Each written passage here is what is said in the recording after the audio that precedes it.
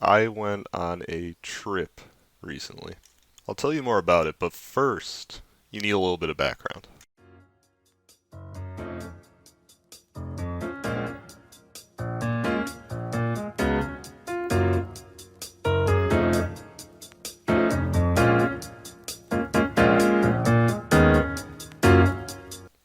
I'm a car enthusiast and have been for pretty much all my life. Needless to say, my enthusiasm reached an even greater level once I got my driver's license. I've owned about 12 cars since. I'm a big fan of Japanese cars in particular. My favorite car I've owned and one I don't plan on selling for a while is my 1992 Nissan Skyline GTR. The Skyline name is one of Nissan's longest running and perhaps most important model lines, and the GTR trim is the performance version of these models that has dominated in motorsports and on the roads for decades. In the 90s, these cars were monsters on the track in Japan, winning every race they entered from 1989 to 1993. The technology in them was incredibly advanced for the time, and the street versions share the same dominant potential that the race cars would showcase. They started with 300 horsepower when they came from dealers, but as tuners got a hold of them, that doubled and then tripled. This immense potential pushed the GTR's reputation across the world. They were in Need for Speed, Gran Turismo, and Forza. Paul Walker drove one in Too Fast, Too Furious. Kids stopped wanting Ferraris and Lamborghinis. They wanted GTRs. There was one problem though. We didn't get them in America. These cars were Japan's treasure, and Nissan didn't bring them to us. Therefore, these cars weren't designed to conform to the US standards for crash testing and emissions. That didn't stop some people though, and they proceeded to smuggle these cars into the country anyways. Illegally brought in cars are considered contraband, and on multiple occasions, these cars got seized and destroyed by the government. A few companies started up to try and take steps to legalize cars, but they became shady and got in trouble with the government also. Those companies will be important later on. Anyways, the Nissan Skyline GTR became the greatest car us Americans couldn't have, the so-called forbidden fruit. So, how do I have one? Well, as a car becomes 25 years old, the government no longer requires it to conform to any previous standards and any restrictions on it are lifted. And in 2014, us Americans finally started getting our Nissan Skylines. Mine being a 1992, I got it in 2017. Like many of them, mine's been modified and is a little bit quicker than they originally came. The car is an absolute blast to drive, and I drive it pretty frequently, but I wish I could drive it more. Unfortunately, being a college student that commutes 50 miles every day, a good chunk of that time spent in traffic, it's not financially viable to be getting 10 miles per gallon every day. Yes, that would be 5 gallons of gas every day. The cost of extra power is fuel economy. On a nice weekend, on a nice road, that car makes it worth every penny of gas. However, not so much in Chicago traffic. Therefore, I have another car to drive to school, but deep down, I still really wished I could experience a Nissan Skyline every day. So, why not get another one? I mentioned before that the GTR is the performance trim of the Skyline model range. This meant a bigger, more powerful engine with a heavy all-wheel drive system. This isn't at all what you want for fuel economy. So I set my sights on a different trim. I chose the GTS T. This Skyline had a smaller engine and rear-wheel drive instead of all-wheel drive, which removed a significant amount of weight. However, just because it wasn't the top performance model doesn't mean it was a gutless car. The GTS T was a sporty trim that was offered as an economical bridge between the base trims and the GTR. So, I was getting a Nissan Skyline GTS T. Despite being available since 2014 in America, Skylines are still not particularly common yet, so they carry a fair bit of demand when they go up for sale in our country. However, in Canada, they don't as much. Canada has different rules than the US for its cars, and they only require cars to be 15 years old to be exempt from their regulations. They've been able to own Skylines for a lot longer than we have, so there are more in their country than ours and less demand for them, so prices are cheaper. On top of that, the US dollar is a stronger currency than the Canadian dollar, which gives me extra buying power. Sure enough, after looking through online Canadian classifieds, I was able to find a car that I was happy with the price. Of course, with a cheaper price came a fairly rough car. It's going to need some work, but as I do my own work on my own cars, it isn't that much of a problem. A family friend lived nearby to the car in Canada, was able to look over the car, make the purchase, and transport it back to his house. PayPal sent to the family friend, I now owned another Nissan Skyline. The car was in Alberta, Canada, the city of Calgary to be specific. The question was, how do I get it to me? I checked with shipping companies and I found their rates to be lackluster. I was quoted $3,000 multiple times. No thanks. After running numbers, I realized I could fly a friend and myself out, get multiple hotel rooms, and come back for around $1,000. And I'd get a great story to tell. With a drive time of 30 hours and a limited schedule, it wasn't a trip for the faint of heart. Luckily, I knew just the person who would be willing to go. I called up my friend Chris and got the answer I was looking for. At this point, tensions were starting to rise with COVID-19, so I knew time was tight to get this car. We ended up leaving 2 weeks before the country closed down. It was a weekend trip. We'd leave on Friday morning, arrive at around noon, and immediately start driving 4 hours south to the Montana border. Then drive as far as possible east towards home for the day. We'd continue all day Saturday and arrive Sunday before we go to class again on Monday. So, Thursday night, we packed a suitcase full of tools instead of our clothes and filled our backpacks packed with those clothes instead. Friday morning, we got into motion. Besides being about 20 pounds overweight on the suitcase, the flight and airport went extremely smooth. Calgary International Airport is a much quieter airport than O'Hare. We walked down the vast yet empty hallway from the terminal at around 12:45 p.m. towards the immigration gates.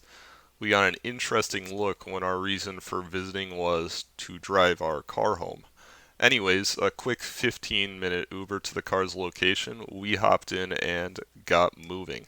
Hopping into the car, we were greeted with a sticker on the dash. If it shifts, it drifts. And a steering wheel with peeling leather expertly repaired with red electric tape wrap. After getting acquainted with the previous owner, I began to drive and get used to my new purchase. The speedometer didn't work, stuck at 0 kilometers. The family friend actually told me it had stopped working the morning I arrived when he did one last check for me. Not exactly ideal. I figured we could pace ourselves accordingly, though. Reassurance came in the age-old theory, as long as there's one person in front of you speeding, the police will ticket them instead. Alberta has some pleasant variety in terrain. Highways that sway through hills are a nice change of pace compared to the flat farmlands of Illinois. As we drive along, it had already been decided by Chris that we must stop at Canada's greatest contribution to society, Tim Hortons. I was happy to oblige, and we managed to find one fairly close to our border crossing. I rate Tim Hortons pretty highly. I'm not at all a coffee drinker, but what I had there was definitely the best I have yet to try. Their signature Timbits were pretty solid too, so solid in fact that Chris decided he needed 60 of them for the ride home and his family. Anyways, we continue on and at around 6 p.m. we made it to the border crossing. Waiting with 2 cars ahead of us, I made sure I had my paperwork in order to smooth the process as much as possible. Only 2 legal documents are required along with the car's Canadian registration and a bill of sale proving I am the owner of the vehicle. Those 2 documents are the NHTSA HS-7 and the EPA 3520-1. These 2 are the forms I fill out to show the car is exempt from its NHTSA safety standards and the EPA regulations given it's 25 years old. We pull up to the gate and let the nice attendant know our intentions of entering and importing the vehicle. She took our paperwork and passports and told us to park the car and enter the building. Little did we know, 15 minutes was about to become 2 hours. Border stations have the same kind of atmosphere as DMVs, except if they can't help you, you aren't allowed to enter the country. That's a bit of pressure. I would be lying if I said I wasn't nervous. I had a shipping company handle the importing of my GTR, so this process was brand new to me, and I didn't want to make any mistakes. While waiting to be helped, I observed an interesting exchange. A man and his wife were being interviewed before entering into the US when they got to a question regarding past felonies. The man said no. This prompted the interviewing officer to pull up an old record and point out the man had, in fact, committed a felony a few years back.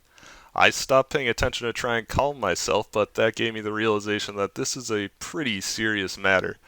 Joking around with Chris to ease my tension, we both were called up to be helped. I don't think they could have sent a worse person to help us.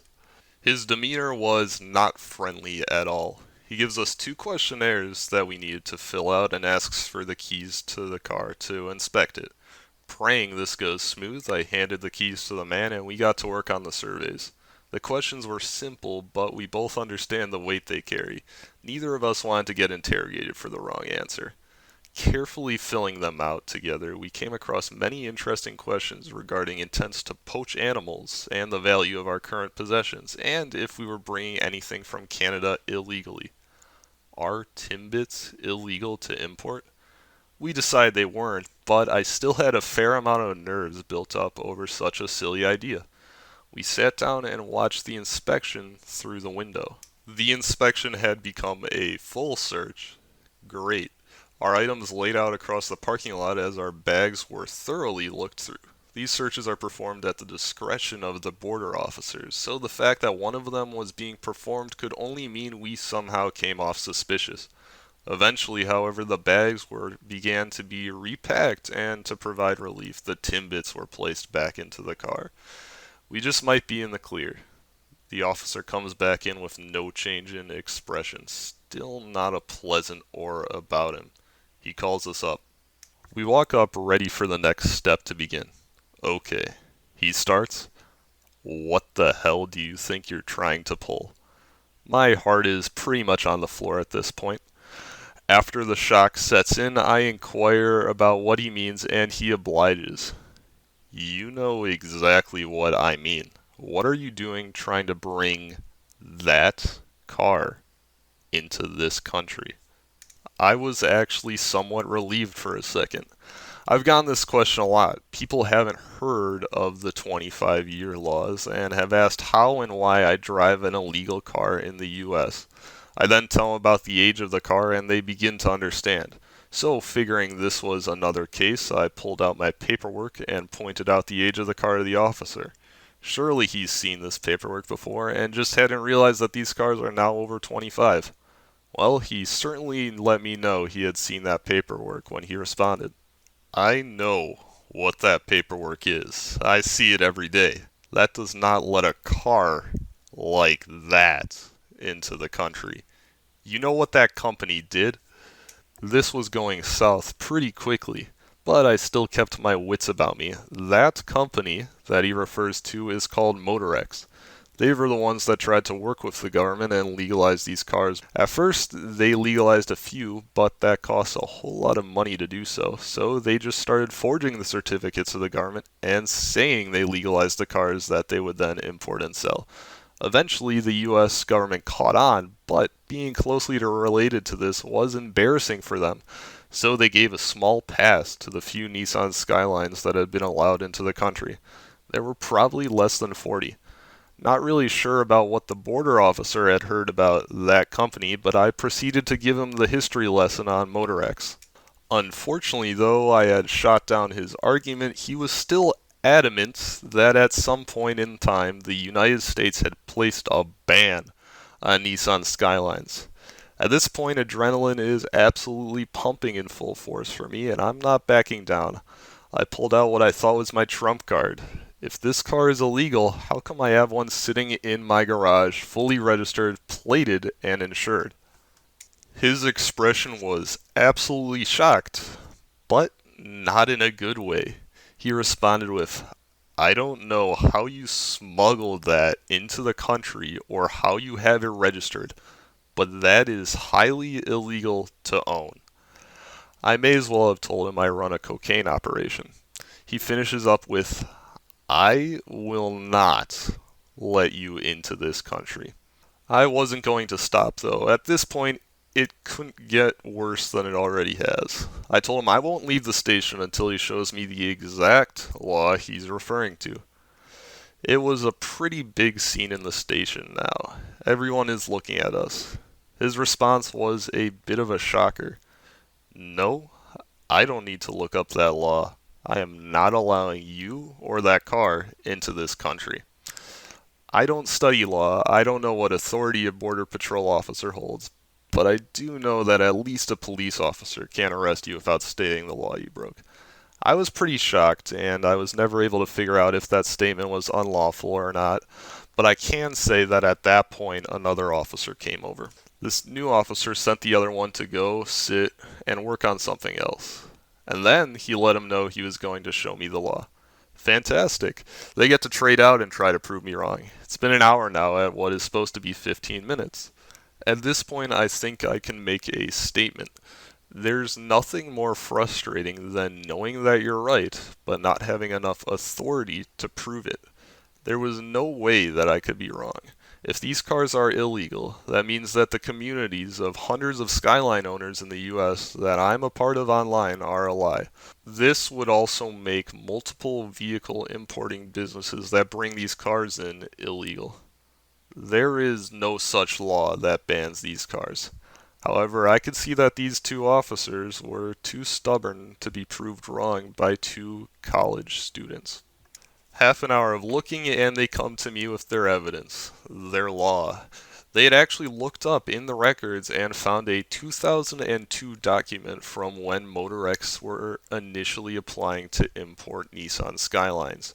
The wording was, they do not conform to regulations, therefore they aren't permitted to enter.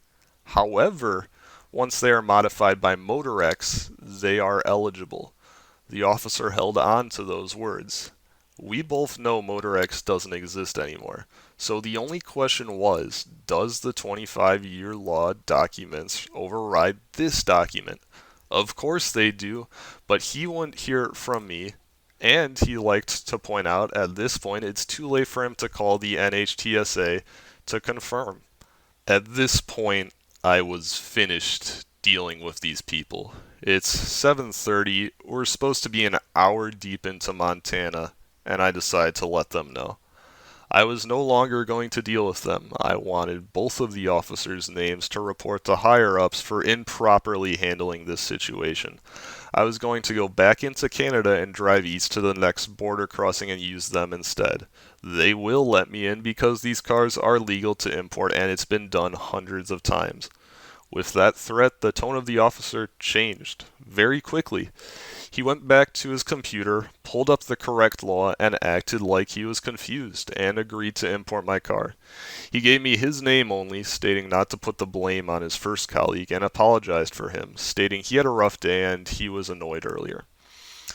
I was indifferent. I never figured out how to feel about the event. I was grateful to be let in, but the shock and treatment I received and the fact I needed to threaten their jobs to finally get me through gave me a bad taste. I never filed a report. Onwards into the darkness of Montana. We drove for a bit, but got tired quickly. I called my family to try and book a place to sleep ahead as we drove. There was no service out in the fields we traveled through. I got a call back. We would be staying in the town of Chester. Pulling into Chester was interesting. There certainly wasn't a hotel. Instead, we'd be staying in a B&B. Of course, we were hungry too. Our last meal was coffee, sandwiches, and Timbits that we had about 6 hours earlier. My family told us the host recommended to go to the Chicken Coop for a meal. Of course, the restaurant wasn't actually called the Chicken Coop, as we circled the small town about 3 times. Eventually, we found it, walked into a bar, and we got absolutely stared down. Everyone seemed like a regular, and they all knew each other. You couldn't ask us to point out who the actual workers were. About 5 different people went behind the bar.